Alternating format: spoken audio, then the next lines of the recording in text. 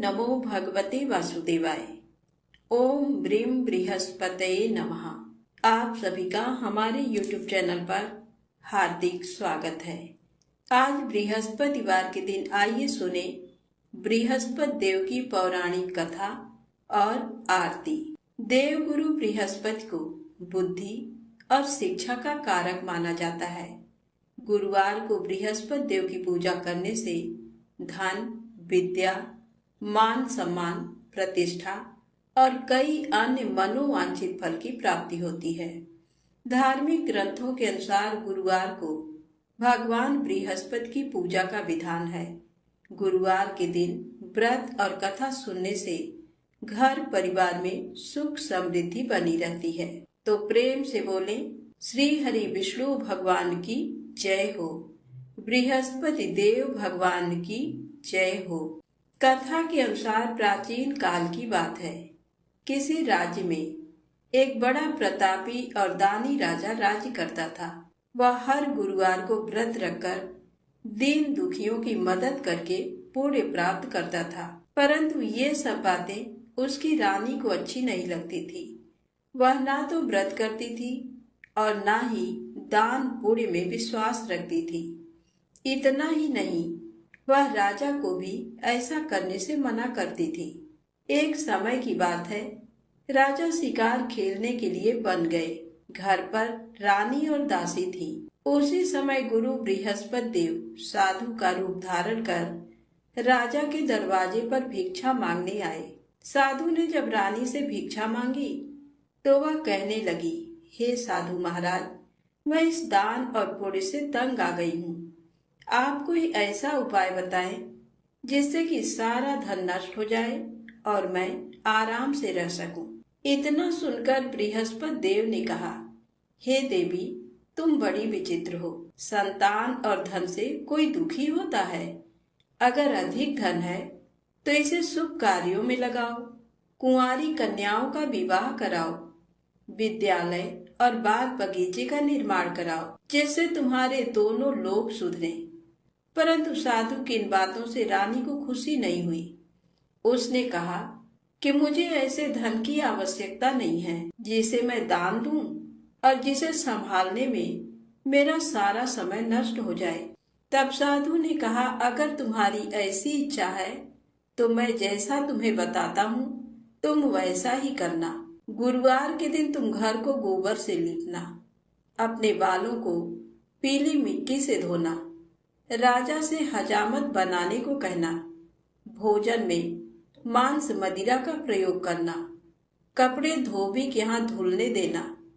इस प्रकार 7 बृहस्पतिवार करने से तुम्हारा समस्त धन नष्ट हो जाएगा। इतना कहकर साधु के रूप में बृहस्पति देव अंतर ध्यान हो गए। साधु के अनुसार कई बातों को पूरा करते हुए रानी को केवल 3 बृहस्पतिवार ही बीते थे कि उसकी समस्त धन संपत्ति नष्ट हो गई। भोजन के लिए राजा का परिवार तरसने लगा। तब एक दिन राजा ने रानी से बोला कि हे रानी, तुम यहीं रहो, मैं दूसरे देश को जाता हूँ, क्योंकि यहाँ पर सभी लोग मुझे जानते हैं, इसलिए मैं कोई छोटा कार्य नहीं कर सकता। ऐसा कहकर राजा दूसरे देश चला गया। वहां वह जंगल से लकड़ी काट कर लाता और शहर में बेचता। इस तरह वह अपना जीवन व्यतीत करने लगा। इधर राजा के परदेश जाते ही रानी और दासी दुखी रहने लगी। एक बार जब रानी और दासी को 7 दिन तक बिना भोजन के रहना पड़ा तो रानी ने अपनी दासी से कहा, हे दासी, पास ही के नगर में मेरी बहन रहती है, वह बड़ी धनवान है। तू उसके पास जा और कुछ ले आ ताकि थोड़ी बहुत गुजर बसर हो जाए। दासी रानी की बहन के पास गई। उस दिन गुरुवार था और रानी की बहन उस समय बृहस्पतिवार व्रत की कथा सुन रही थी। दासी ने रानी की बहन को अपनी रानी का संदेश दिया, लेकिन रानी की बड़ी बहन ने कोई उत्तर नहीं दिया। जब दासी को रानी की बहन से कोई उत्तर नहीं मिला तो वह बहुत दुखी हुई और उसे क्रोध भी आया। दासी ने वापस आकर रानी को सारी बात बता दी। यह सुनकर रानी ने अपने भाग्य को कोसा। उधर रानी की बहन ने सोचा कि मेरी बहन की दासी आई थी, परंतु मैं उससे नहीं बोली, इससे वह बहुत दुखी हुई होगी। कथा सुनकर और पूजा समाप्त करके वह अपनी बहन के घर आई और कहने लगी, हे बहन, मैं बृहस्पतिवार का व्रत कर रही थी। तुम्हारी दासी मेरे घर आई थी, परंतु जब तक कथा होती है तब तक ना तो उठते हैं और ना ही बोलते हैं, इसलिए मैं नहीं बोली। बताओ दासी क्यों आई थी? रानी बोली, बहन तुमसे क्या छिपाऊं, हमारे घर में खाने तक को अनाज नहीं है। ऐसा कहते कहते रानी की आंखें भर आईं। उसने दासी समेत पिछले 7 दिनों से भूखे रहने की पूरी बात अपनी बहन को बता दी। रानी की बहन बोली, देखो बहन, भगवान बृहस्पति देव सबकी मनोकामना को पूर्ण करते हैं। देखो, शायद तुम्हारे घर में अनाज रखा हो। पहले तो रानी को विश्वास नहीं हुआ, पर बहन के आग्रह करने पर उसने अपनी दासी को अंदर भेजा तो उसे सचमुच अनाज से भरा एक घड़ा मिल गया। ये देखकर दासी को बड़ी हैरानी हुई। दासी रानी से कहने लगी, हे रानी, जब हमको भोजन नहीं मिलता तो हम व्रत ही तो करते हैं, इसलिए क्यों न इनसे व्रत और कथा की विधि पूछ ली जाए ताकि हम भी व्रत कर सकें। तब रानी ने अपनी बहन से बृहस्पतिवार व्रत के बारे में पूछा।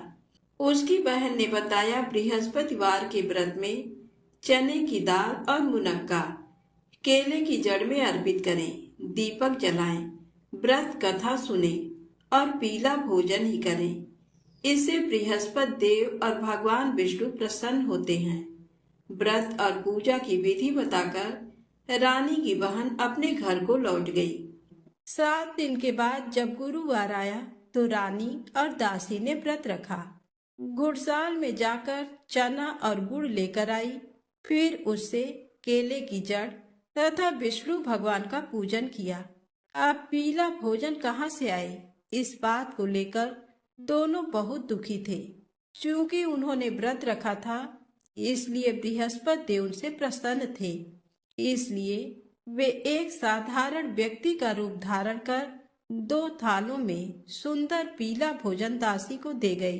भोजन पाकर दासी प्रसन्न हुई और फिर रानी के साथ मिलकर भोजन ग्रहण किया। उसके बाद वे सभी गुरुवार को व्रत और पूजन करने लगी। बृहस्पति भगवान की कृपा से उनके पास फिर से धन संपत्ति आ गई, परंतु रानी फिर से पहले की तरह आलस्य करने लगी। तब दासी बोली, देखो रानी, तुम पहले भी इस प्रकार आलस्य करती थी। तुम्हें धन रखने में कष्ट होता था, इस कारण सभी धन नष्ट हो गया, और अब जब भगवान बृहस्पति की कृपा से धन मिला है तो तुम्हें फिर से आलस्य होता है। रानी को समझाते हुए दासी कहती है कि बड़ी मुसीबतों के बाद हमने ये धन पाया है, इसलिए हमें दान पुण्य करना चाहिए, भूखे मनुष्यों को भोजन कराना चाहिए और धन को शुभ कार्यों में खर्च करना चाहिए, जिससे तुम्हारे कुल का यश बढ़ेगा, स्वर्ग की प्राप्ति होगी और पितृ प्रसन्न होंगे। दासी की बात मानकर रानी अपना धन शुभ कार्यों में खर्च करने लगी, जिससे पूरे नगर में उसका यश फैलने लगा। एक दिन रानी और दासी दोनों आपस में विचार करने लगी कि न जाने राजा किस दशा में होंगे। उनकी कोई खोज खबर भी नहीं है। उन्होंने श्रद्धा पूर्वक गुरु बृहस्पति भगवान से प्रार्थना की कि राजा जहाँ कहीं भी हो शीघ्र वापस आ जाएं। उधर राजा परदेश में बहुत दुखी रहने लगा। वह प्रतिदिन जंगल से लकड़ी बीनकर लाता और उसे शहर में बेचकर अपने दुखी जीवन को बड़ी कठिनता से व्यतीत करता था। एक दिन दुखी हो अपनी पुरानी बातों को याद करके वह रोने लगा और उदास हो गया। उसी समय राजा के पास बृहस्पति देव साधु के वेश में आकर बोले, हे लकड़हारे, तुम इस सुनसान जंगल में किस चिंता में बैठे हो? मुझे बतलाओ, ये सुन राजा के नेत्रों में जल भर आया। साधु की वंदना कर राजा ने अपनी संपूर्ण कहानी सुना दी। महात्मा दयालु होते हैं। वे राजा से बोले, हे राजा, तुम्हारी पत्नी ने बृहस्पति देव के प्रति अपराध किया था, जिसके कारण तुम्हारी ये दशा हुई। अब तुम किसी प्रकार की चिंता मत करो, भगवान तुम्हें पहले से अधिक धन देंगे। देखो, तुम्हारी पत्नी ने बृहस्पतिवार का व्रत प्रारंभ कर दिया है। अब तुम भी बृहस्पतिवार का व्रत करके चने की दाल व गुड़ जल के लोटे में डालकर केले का पूजन करो। फिर कथा कहो या सुनो, भगवान तुम्हारी सब कामनाओं को पूर्ण करेंगे। साधु की बात सुनकर राजा बोला, हे प्रभु, लकड़ी बेचकर तो इतना पैसा भी नहीं मिलता जिससे भोजन करने के उपरांत कुछ बचा सकूं। मैंने रात्र में अपनी रानी को व्याकुल देखा है। मेरे पास कोई साधन नहीं जिससे इसका समाचार जान सकूं। फिर मैं बृहस्पति देव की क्या कहानी कहूं, ये भी मुझको मालूम नहीं है। साधु ने कहा, हे राजा, मन में बृहस्पति भगवान के पूजन व्रत का निश्चित करो। वे स्वयं तुम्हारे लिए कोई राह बना देंगे। बृहस्पतिवार के दिन तुम रोजाना की तरह लकड़ियां लेकर शहर में जाना। तुम्हें रोज से दुगना धन प्राप्त होगा, जिससे तुम भली भांति भोजन कर लोगे तथा बृहस्पति देव की पूजा का सामान भी आ जाएगा। जो तुमने बृहस्पतिवार की कहानी के बारे में पूछा है, वह इस प्रकार है। प्राचीन काल में एक बहुत ही निर्धन ब्राह्मण था। उसके कोई संतान नहीं थी। वह नित्य पूजा पाठ करता। उसकी स्त्री न स्नान करती और न किसी देवता का पूजन करती। इस कारण ब्राह्मण देवता बहुत दुखी रहते थे। भगवान की कृपा से ब्राह्मण के यहाँ एक कन्या उत्पन्न हुई। कन्या बड़ी होने लगी। प्रातः स्नान करके वह भगवान विष्णु का जप करती। बृहस्पतिवार का व्रत भी करने लगी। पूजा पाठ समाप्त कर पाठशाला जाती तो अपनी मुट्ठी में जौ भरकर ले जाती और पाठशाला जाने के मार्ग में डालती जाती। लौटते समय वही जौ स्वर्ण के हो जाते तो उनको बीनकर घर ले आती।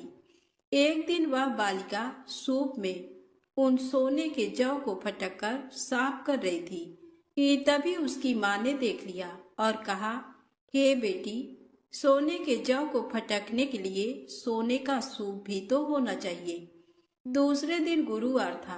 कन्या ने व्रत रखा और बृहस्पति देव से सोने का सूप देने की प्रार्थना की। बृहस्पति देव ने उसकी प्रार्थना स्वीकार कर ली। रोजाना की तरह वह कन्या जौ फैलाती हुई पाठशाला चली गई। पाठशाला से लौटकर जब वह जौ बीन रही थी तो बृहस्पति देव की कृपा से उसे सोने का सूप मिला।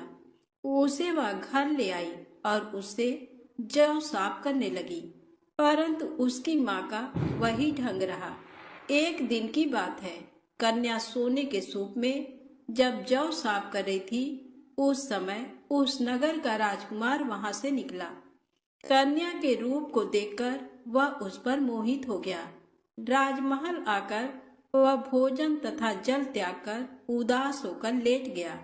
राजा को जब राजकुमार द्वारा अन्न जल त्यागने का समाचार ज्ञात हुआ तो अपने मंत्रियों के साथ वह अपने पुत्र के पास गया और कारण पूछा।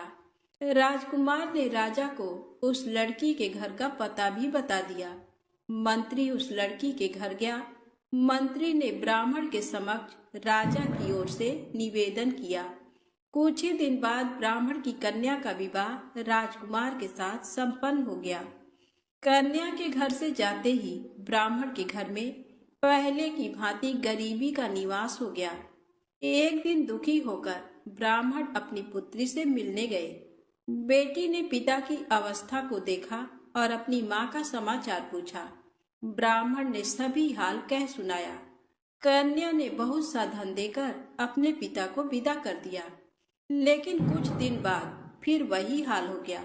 ब्राह्मण फिर अपनी कन्या के यहाँ गया और सभी हाल कहा तो पुत्री बोली, हे पिताजी, आप माता जी को यहाँ लिवा लाओ। मैं उन्हें वह विधि बता दूंगी जिससे गरीबी दूर हो जाए। ब्राह्मण देवता अपनी स्त्री को साथ लेकर अपनी पुत्री के पास राजमहल पहुंचे तो पुत्री अपनी माँ को समझाने लगी, हे माँ, तुम प्रातः काल स्नान आदि करके विष्णु भगवान का पूजन करो तो सब दरिद्रता दूर हो जाएगी। परंतु उसकी माँ ने उसकी एक भी बात नहीं मानी। वह प्रातः काल उठकर अपनी पुत्री के बच्चों का बचा जूठन खा लेती थी। एक दिन उसकी पुत्री को बहुत गुस्सा आया। उसने अपनी माँ को एक कोठरी में बंद कर दिया। प्रातः काल उसने स्नान आदि करा के पूजा पाठ करवाया तो उसकी माँ की बुद्धि ठीक हो गई। इसके बाद वह नियम से पूजा पाठ करने और प्रत्येक बृहस्पतिवार को व्रत रखने लगी। इस व्रत के प्रभाव से मृत्यु के बाद वह स्वर्ग को गई। वह ब्राह्मण भी सुख पूर्वक इस लोक का सुख भोगकर स्वर्ग को प्राप्त हुआ। इस तरह कहानी कहकर साधु देवता वहां से अंतर ध्यान हो गए। धीरे धीरे समय व्यतीत होने पर फिर बृहस्पतिवार का दिन आया। राजा जंगल से लकड़ी काटकर शहर में बेचने गया। उसे उस दिन और दिनों से अधिक धन मिला। राजा ने चना गुड़ आदि लाकर बृहस्पतिवार का व्रत किया। उस दिन से उसके सभी क्लेश दूर हुए। परंतु जब अगले गुरुवार का दिन आया तो वह बृहस्पतिवार का व्रत करना भूल गया। इस कारण बृहस्पति भगवान नाराज हो गए। उस दिन उस नगर के राजा ने विशाल यज्ञ का आयोजन किया तथा शहर में ये घोषणा करा दी कि कोई भी मनुष्य अपने घर में भोजन न बनावे, न आग जलावे। समस्त जनता मेरे यहाँ भोजन करने आवे। इस आज्ञा को जो न मानेगा उसे फांसी की सजा दी जाएगी। इस तरह की घोषणा संपूर्ण नगर में करवा दी गई। राजा की आज्ञा अनुसार शहर के सभी लोग भोजन करने गए, लेकिन लकड़हारा कुछ देर से पहुंचा। इसलिए राजा उसको अपने साथ घर लिवा गए और ले जाकर भोजन करा रहे थे तो रानी की दृष्टि उस खूंटी पर पड़ी जिस पर उसका हार लटका हुआ था। वह वहां पर दिखाई नहीं दिया।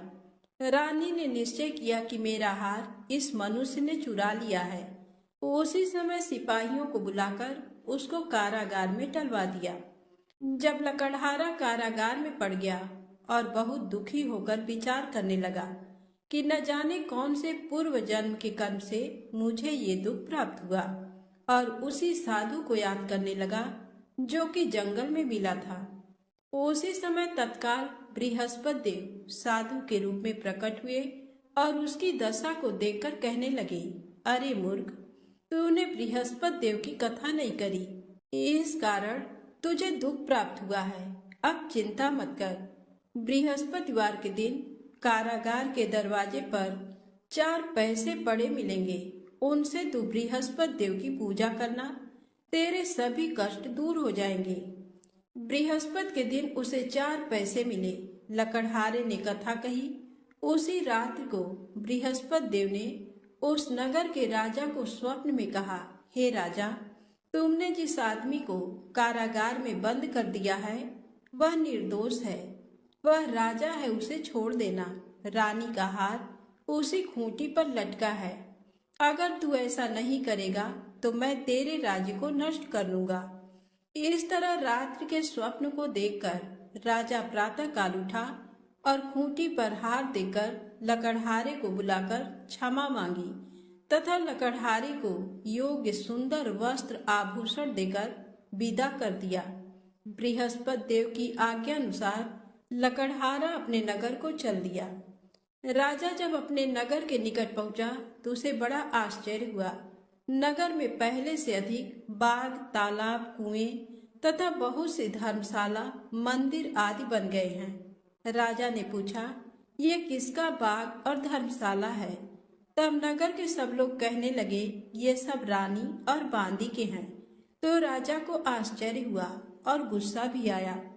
जब रानी ने ये खबर सुनी कि राजा आ रहे हैं तो उन्होंने बांदी से कहा कि हे दासी, देख राजा हमको कितनी बुरी हालत में छोड़ गए थे। हमारी ऐसी हालत देखकर वह लौट न जाएं, इसलिए तू दरवाजे पर खड़ी हो जा। आज्ञानुसार दासी दरवाजे पर खड़ी हो गई। राजा आए तो उन्हें अपने साथ लिवा लाई।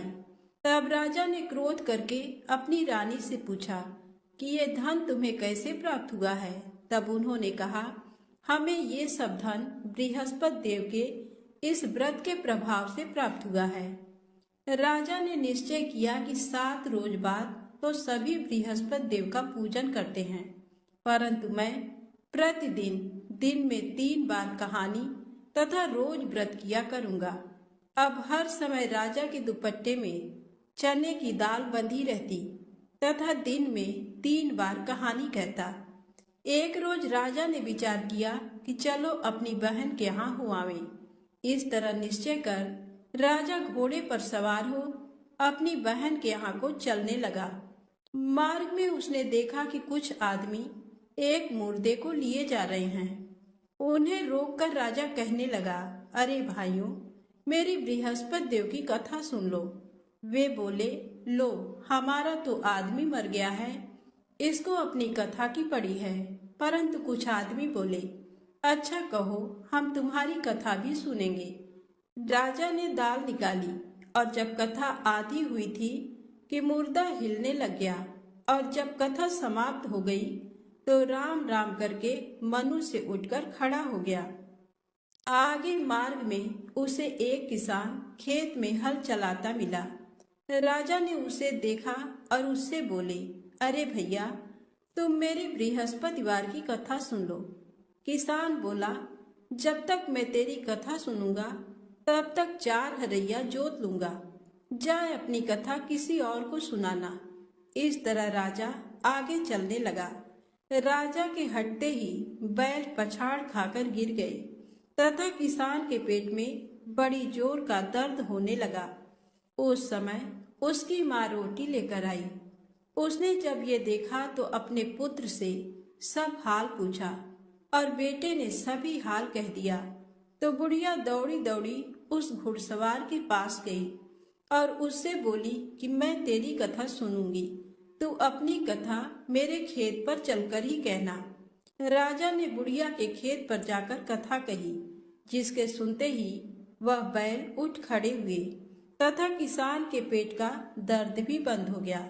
राजा अपनी बहन के घर पहुंचा। बहन ने भाई की खूब मेहमानी की। दूसरे रोज प्रातः काल राजा जगा तो वह देखने लगा कि सब लोग भोजन कर रहे हैं। राजा ने अपनी बहन से कहा, ऐसा कोई मनुष्य है जिसने भोजन नहीं किया हो, मेरी बृहस्पतिवार की कथा सुन ले। बहन बोली, हे भैया, ये देश ऐसा ही है कि पहले यहाँ लोग भोजन करते हैं, बाद में अन्य काम करते हैं। अगर कोई पड़ोस में हो तो देख आऊं। वह ऐसा कहकर देखने चली गई, परंतु उसे कोई ऐसा व्यक्ति नहीं मिला जिसने भोजन न किया हो। अतः वह एक कुम्हार के घर गई जिसका लड़का बीमार था। उसे मालूम हुआ कि उनके यहाँ 3 रोज से किसी ने भोजन नहीं किया है। रानी ने अपने भाई की कथा सुनने के लिए कुम्हार से कहा। वह तैयार हो गया। राजा ने जाकर बृहस्पतिवार की कथा कही, जिसको सुनकर उसका लड़का ठीक हो गया। अब तो राजा की प्रशंसा होने लगी। एक रोज राजा ने अपनी बहन से कहा कि हे बहन, हम अपने घर को जाएंगे, तुम भी तैयार हो जाओ। राजा की बहन ने अपनी सास से कहा। सास ने कहा, हाँ चली जा, परंतु अपने लड़कों को मत ले जाना, क्योंकि तेरे भाई के कोई औलाद नहीं है। बहन ने अपने भैया से कहा, हे भैया, मैं तो चलूंगी, पर कोई बालक नहीं जाएगा। राजा बोला, जब कोई बालक नहीं चलेगा तब तुम ही क्या करोगी। बड़े दुखी मन से राजा अपने नगर को लौट आया। राजा ने अपनी रानी से कहा, हम निर्वंशी हैं, हमारा मुंह देखने का धर्म नहीं है और कुछ भोजन आदि नहीं किया। रानी बोली, हे प्रभु, बृहस्पति देव ने हमें सब कुछ दिया है, वह हमें औलाद अवश्य देंगे। उसी रात को बृहस्पति देव ने राजा से स्वप्न में कहा, हे राजा, उठ, सभी सोच त्याग दे, तेरी रानी गर्भ से है। राजा को ये बात सुनकर बड़ी खुशी हुई। 9वें महीने में उसके गर्भ से एक सुंदर पुत्र पैदा हुआ। तब राजा बोला, हे रानी, स्त्री बिना भोजन के रह सकती है और बिना कहे नहीं रह सकती। जब मेरी बहन आवे तू मुझसे कुछ कहना मत। रानी ने सुनकर हाँ कर दिया। जब राजा की बहन ने ये शुभ समाचार सुना तो वह बहुत खुश हुई तथा बधाई लेकर अपने भाई के यहाँ आई। तभी रानी ने कहा, घोड़ा चढ़कर तो नहीं आई, गधा चढ़ी आई। राजा की बहन बोली, भाभी, मैं इस प्रकार न कहती तो तुम्हें औलाद कैसे मिलती। बृहस्पति देव ऐसे ही हैं, जैसी जिसके मन में कामनाएं हैं सभी को पूर्ण करते हैं। जो सद्भावना पूर्वक बृहस्पतिवार का व्रत करता है एवं कथा पढ़ता है अथवा सुनता है, दूसरों को सुनाता है, बृहस्पति देव उसकी सभी मनोकामना पूर्ण करते हैं। प्रेम से बोले, बृहस्पति भगवान की जय हो। आइए सुने बृहस्पति देव की आरती। ओम जय बृहस्पति देवा, ओम जय बृहस्पति देवा। छिन छिन भोग लगाऊं, छिन छिन भोग लगाऊं, कदली फल मेवा।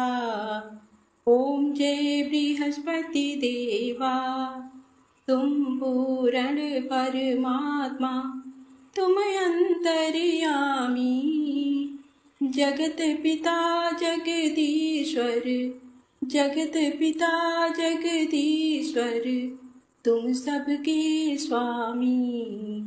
ओम जय बृहस्पति देवा, चरणामृत निज निर्मल, सब पातक हरता, सकल मनोरथ दायक, सकल मनोरथ दायक, कृपा करो भरता। ओम जय बृहस्पति देवा, तन मन धन अर्पण कर, जो जन शरण पड़े, प्रभु प्रकट तब होकर, प्रभु प्रकट तब होकर, आकर द्वार खड़े।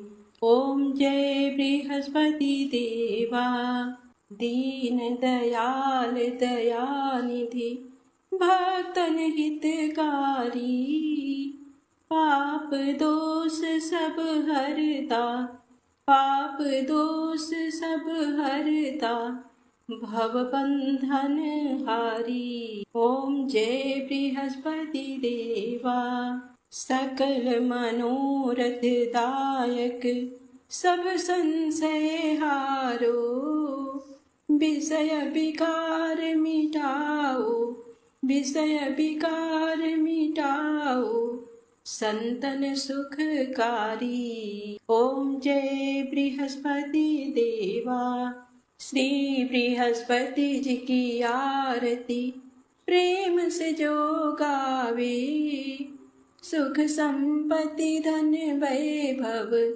सुख संपत्ति धन वैभव, सो निश्चय पावे।